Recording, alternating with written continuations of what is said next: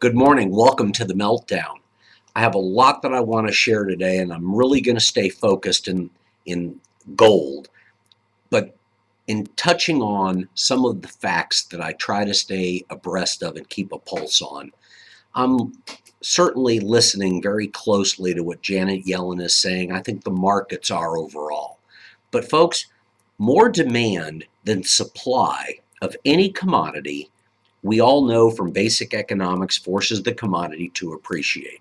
And frankly, I don't care if you're trading in the futures market, options, or puts, but when you go to the physical market, it is easier to move the market than most people understand.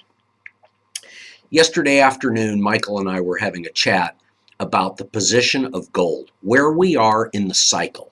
And here we are in the $1,290 range. Yes, 1,300 is a major technical barrier. But I can tell you from the traders that are on the floor watching the uptick of $30, $40, $50 in the last week, those gains are percentage points, not fractions.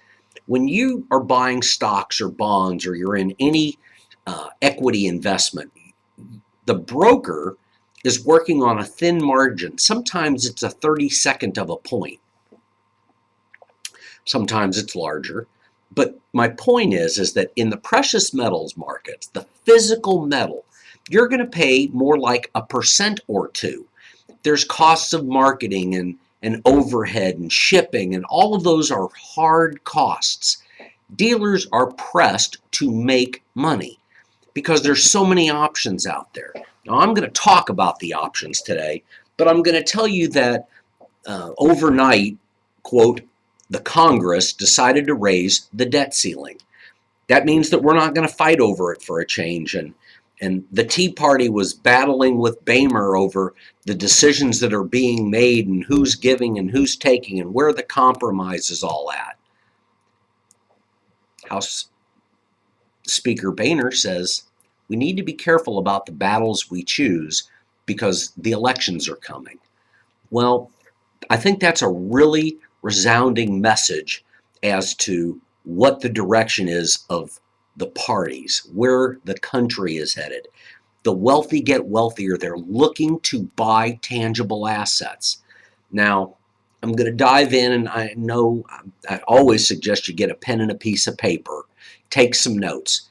You can visit Ustream.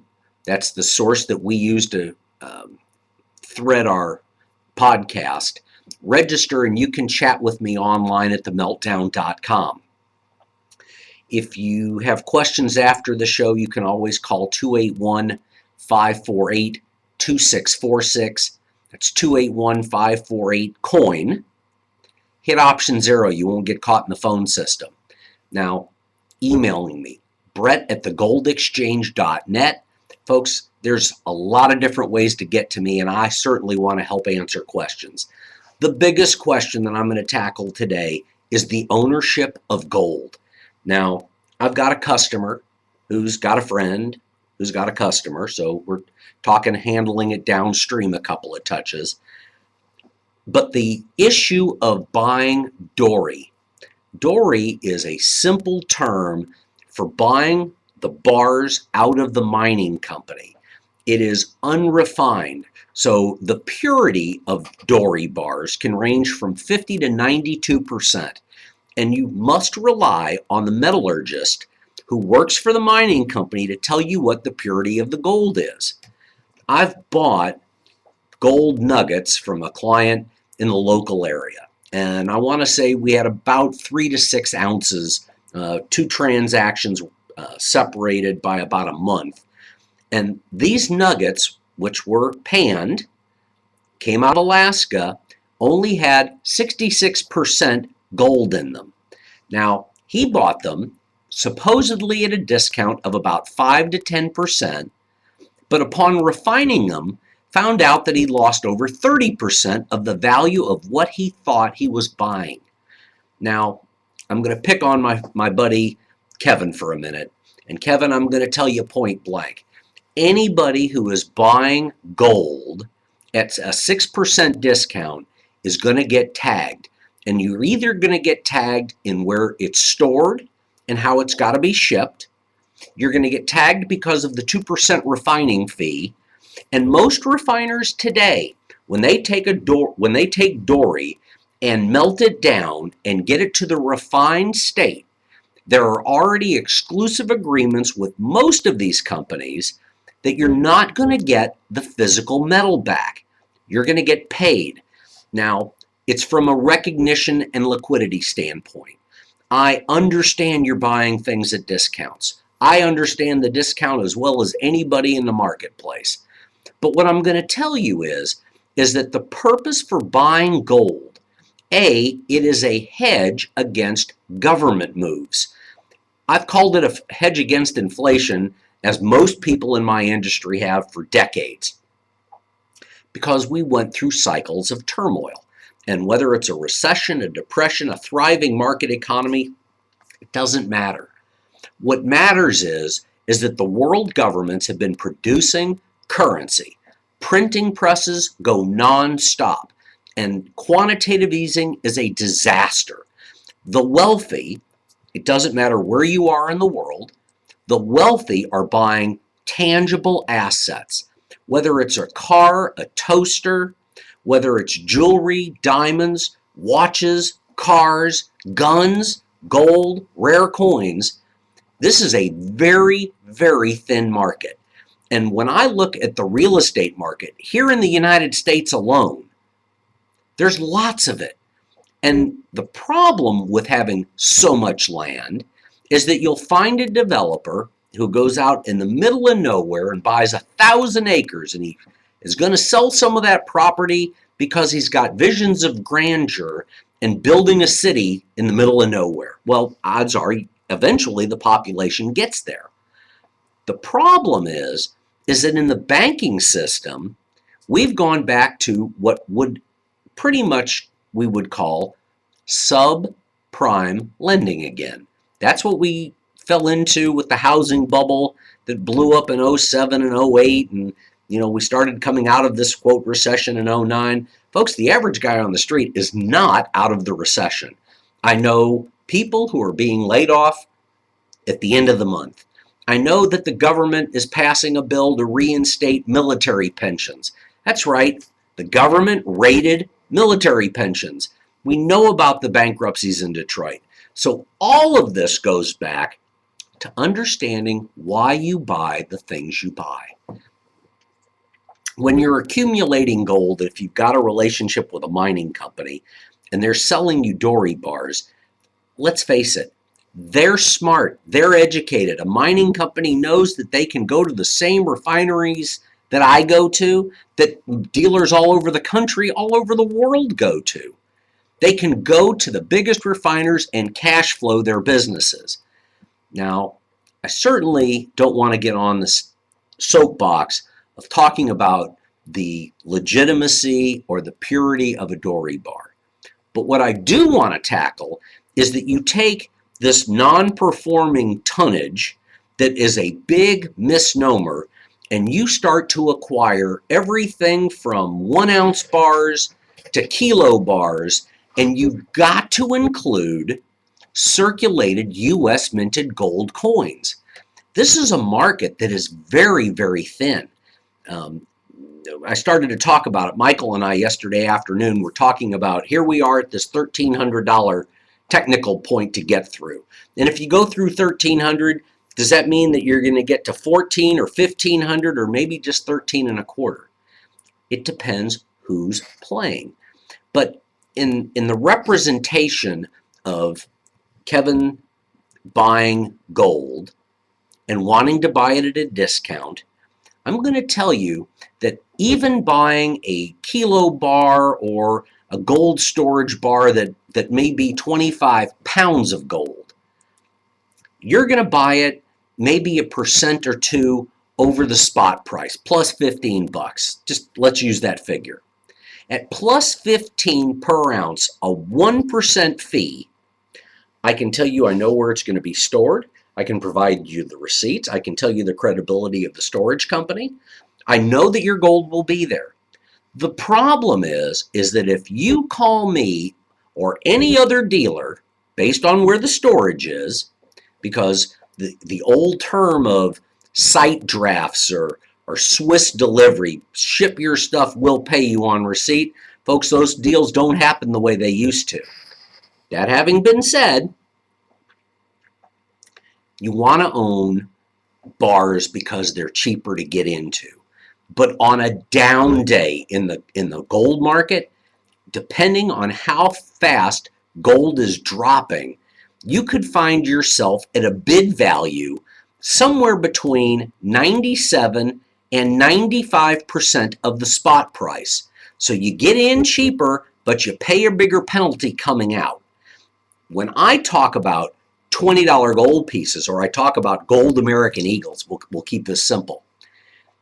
On the quantity of gold American Eagles or Maple Leafs or Krugerrands or Panda Gold or Austrian Philharmonics, all coins minted by government mints, you buy these positions and you're going to pay somewhere between, say, 3 and 6 percentage points. Again, the dealer's still working on the same 1%. In the case of a gold American Eagle, in the same condition of the market dropping, you're going to pay plus 5, plus 6%. When you come out, you're going to pay, I'm going to pay you what you're going to receive. If I need them, as much as 102 to 103%. The spread is tighter. Now, there are certain areas of gold ownership that require 1099-Bs to be filled out. Buying the product, if you're sending a wire transfer, there's no reporting. That's a regular transaction through the Federal Reserve. Your wire, your check, however you choose to do it. Guys who are buying in the half-ton to ton range, that's how they bank. You don't write a cashier's check. There are cash reporting rules. If you show up with a cashier's check, money orders, that is the same as cash, and at $10,000 and a penny, they're reportable. My concern now is getting you out of the market. You spent $500,000. You spent $5 million. And you want to get liquid. If you sell me bars, that is a reportable transaction, period. End of conversation. 1099-Bs are filled out, whether it's you or the company. That's the way the rules work. If you buy gold American Eagles or you buy Buffalo Gold, if you buy older, damaged, and cleaned $20 gold pieces, I'll still keep you in the same, quote, spread. You're still going to pay 1 or 2 percentage points over the cost of the product. And ultimately, the difference between gold American Eagles, Buffaloes, and old $5, $10, $20 gold pieces is that the damaged coins trade tighter to the spread. But I don't have to fill out a 1099-B on your transaction. All capital gains and losses are reportable. Obviously, Uncle Sam wants to know what you're doing. But that's between you, your conscience, and the IRS, not me and the IRS. Now, I love rare coins. I really do. I don't care if it's a circulated 1916 Denver Mercury dime that has a spread value of $500 to $600 and you're paying 6 1/4. You can't buy enough of those coins. The gold market is manipulated. It's manipulated whether you look at an ETF in the form of, say, GLD, because I can tell you, and I've been professing this for a couple of weeks now, there are 400,000 ounces of gold reported in COMEX warehouses. The long positions, those that are speculating on the future value of gold, have laid claim 100 to 1. So back to my friend Kevin. Kevin, if you've got the ability to pull the trigger to the tune of $1 billion, Michael and I figured this out. I'm finally going to get it out of my mouth. Yesterday afternoon, we're speculating which direction gold's going to go, and I'm pretty much in the middle zone. No, I don't think we're going to break out to 1,500 tomorrow, And we could easily go back down to 12 because there's that kind of profit on the table. My point is, John Paulson is currently, it's been a couple of weeks since I chased Paulson's numbers, but he's controlling over 10 million physical ounces of gold in the form of his share position in GLD. To my knowledge, he doesn't own one physical ounce. He's trading in the ETF. That's $13 billion worth of gold. Technically.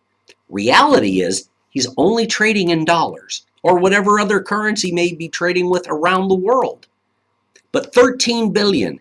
And folks, if you're a trader and you bought in at say 1,200 and you're looking at almost 1,300, that $90 represents over 7% net yield prior to not triple net, the gross net, to back out the tax liability of the fund and wherever all the rest of those intricacies are.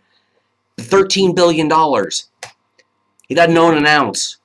He owns GLD. And if he sells it, he's probably going to get redemption in dollars or marks or whatever currencies he's manipulating. They're all manipulating. Doesn't matter if it's Soros or Ackerman or Icon. That doesn't matter. What matters is your recognition and liquidity and the reportability of what you own. So I don't want you to tell me you're trying to buy dory. I don't care. I don't care if you're buying tons or pallets of this stuff. It can all be stored. I mean, think about it. Liquidity is king.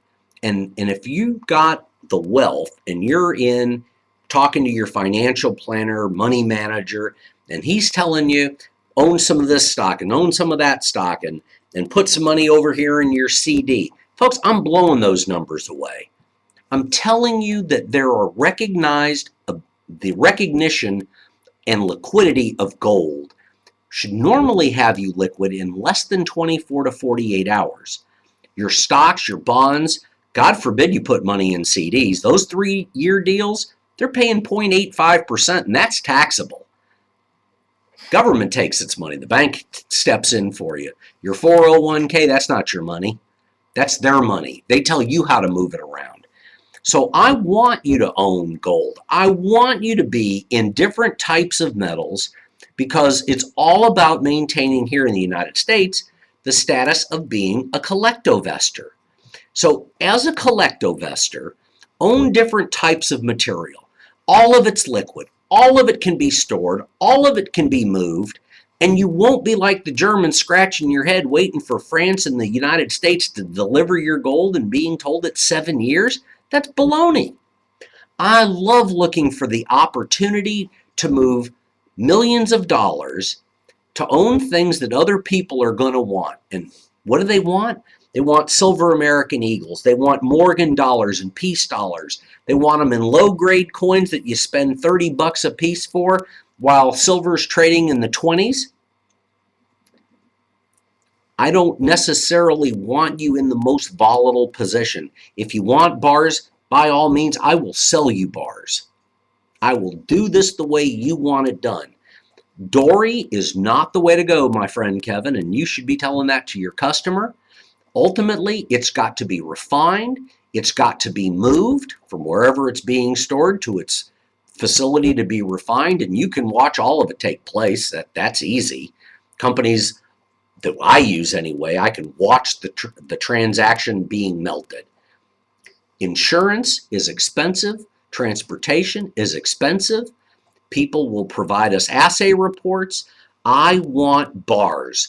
I want bars so that if my client is in Australia or he's in Switzerland or he's in Hawaii, he could be in Humble for all I care. As long as I can confirm the receipt and I'm liquid and my funds can be wired literally within a day, I'm a happy camper. The same liquidity is in the U.S. coin market. And if you're trying to stay tight to the spread, there's a difference between paying $2,000 for a $20 gold piece and spending $1,375 for a 1 ounce American Eagle. The difference is not the premium over the melt, it's the markup, the spread. And I can keep the spreads tight whether you're spending 1,000, a million, 100 million. Put a number out there. The gold is there. But what I'm telling you is that the day's going to come where everyone decides they want to pull the trigger and get out of currency and they want to own gold or silver. In 2008, in August, the demand for gold got so high, and with silver, that we waited 4 to 6 weeks to get delivery. I'll lock in your trade. You wire the funds.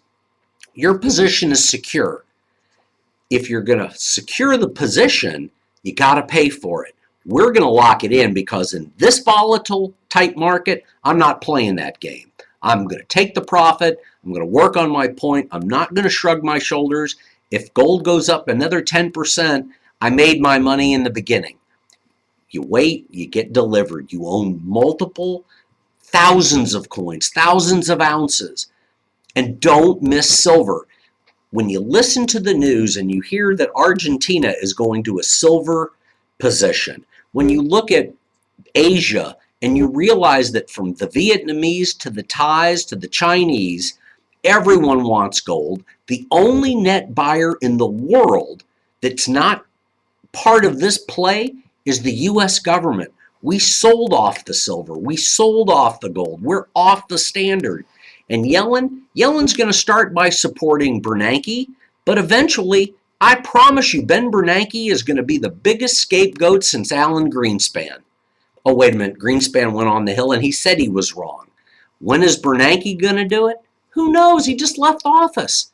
But the reality is that we came off and started to taper. Everyone was thrilled with that. Now, Yellen wants to support the Bernanke position, but over in Europe, Mario Draghi has already said that they are starting to falter again. The Dow's over 16,000, yay for the Dow. The NASDAQ is up again. The cost of oil is moved over $100 a barrel, and it's strong again. It's closing up the gap to Brent C crude. Commodities are under pressure because the slowdown around the world is another aspect of bubbling. Folks, own things other people want is a simple cliche, but do it in such a fashion that you maintain liquidity everywhere in the world. All right, Kevin, I'm going to give you a break now. Folks, I eat, breathe, and sleep this stuff, and I love it. And I love the collectibles market. And when you start to see artwork go at all-time highs, when you see coins bringing huge premiums, experts don't know everything. I talk about the Eric Newman sale, and that was a collection that had been put together from the 30s through the 50s, I believe, and Mr. Newman spent about $7,500 on his entire collection. The experts said he'd get 15 million, but he got over 23. Experts don't know everything because the fever about owning metals and rare coins is high. We do it as part of the diversification of any portfolio. The sheikhs over in the Middle East own oil, they own gold, they own real estate, they're buying banks. It's simple to see that they're making decisions to diversify their portfolio. That's what you're supposed to do. And so the wealthy own multiple types of businesses and they diversify themselves so that they are taking a piece of the pie from every pie that they can juggle. It's the same thing in business. We make decisions to own inventory that we hope we don't regret one day. Ultimately, the disclosure of spreads is easy. I had a man come in the other day. He had brought me a double printed reverse $10 bill. Pretty modern looking note. A local dealer offered him $210 for the note. It just so happened I had an 1884 Carson City Morgan silver dollar sitting on my desk that had just been graded mint state 63. Makes it worth about $2.25, $2.50. Box, the certificate of authenticity, the grade tape from NGC, all of it there. And I made that trade straight up. Client got a deal of better than 10% than what he expected. I got a pretty neat piece of currency. My point is that there are markets being made in everything from gold to silver to rare coins to currency to all types of collectibles. And that's why we do what we do. I have a passion for this. I love the business. But I also love to be able to realize that I'm diversifying the portfolio. I'm hedging it against government. I'm hedging it against central bankers. I'm hedging against the economy. And what I can tell you is that all the guys that gloomed and doomed this economy for years were wrong. They got lucky and things started to blow up. But it wasn't the predictions and the prognostications that they made. It's the reality of the economy. So now gold and silver aren't a hedge against inflation. We're going to hyperinflate at some point. We have been deflating the value of currency. That's going to change shortly. And when it does, the premiums will jump. I remember when we left in August of 08, there was an evening we left the office and we came back, and demand overseas was so high for gold, the premium on a 1 ounce gold American Eagle jumped by 11 percentage points, and the premium to own physical silver junk bags jumped by 30%. The metal didn't move, the premium moved. That's why you take the positions. I hope that all makes sense. If you have any questions about today's show or any of the past shows, I've been doing this since 2010 when I was on the radio.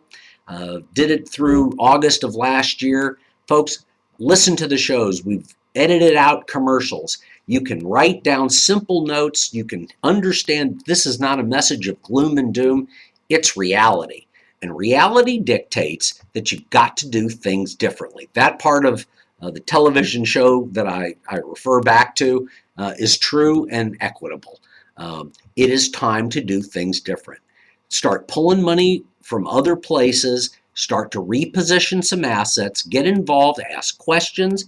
If you ask 20 different dealers, you're going to get 20 different representations. But the truth, when you get right down to it, is you need to diversify. Listen to how consistent the message is. I know too many dealers that one day they like Morgan dollars, and then they like high-grade $10 Indians, then they love St. Gaudens gold pieces. If you're looking to buy gold and get your toe in the water, start by accumulating the least premium you can get to. Now, that's the markup, not just the cheapest gold at 13 and a quarter or 13.50. I'm talking about a mix of high grade, medium grade, and the lowest grade gold and silver you can get your hands on. Set building, that just comes along. That's the lagniappe.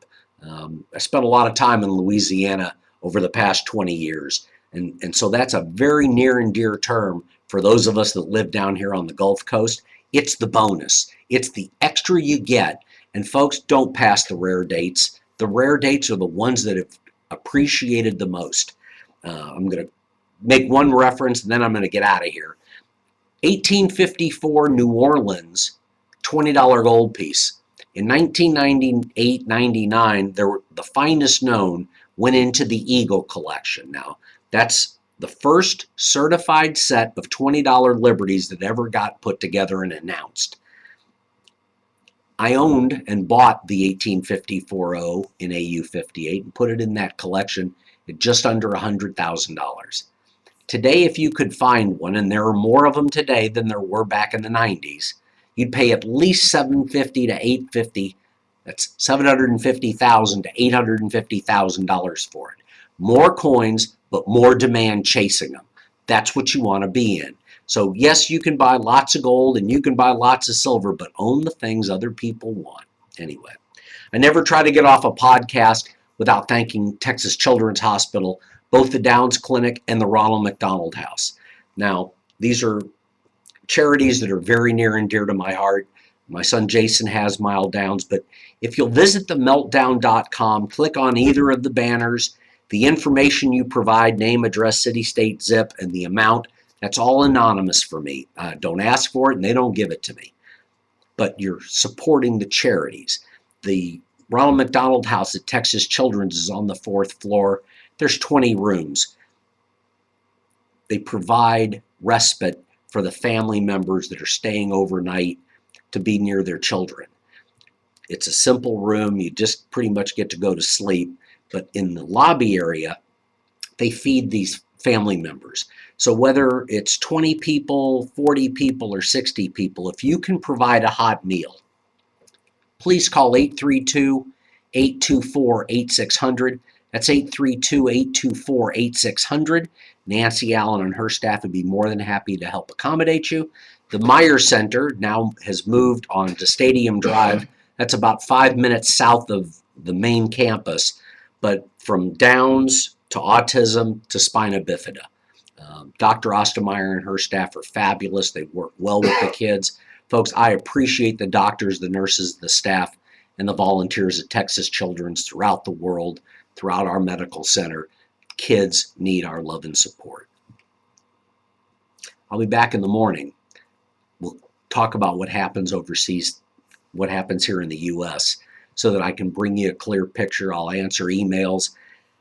And as I get off air, I want to tell my son, Jason, I love you, son. I'll see you soon. Folks, have a great day and good luck. Hope to hear from you soon. Bye-bye.